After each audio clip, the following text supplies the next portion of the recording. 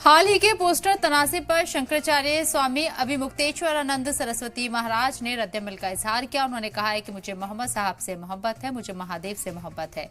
जैसे बयान असली मुद्दों से ध्यान भटकाने के लिए दिए जा रहे हैं।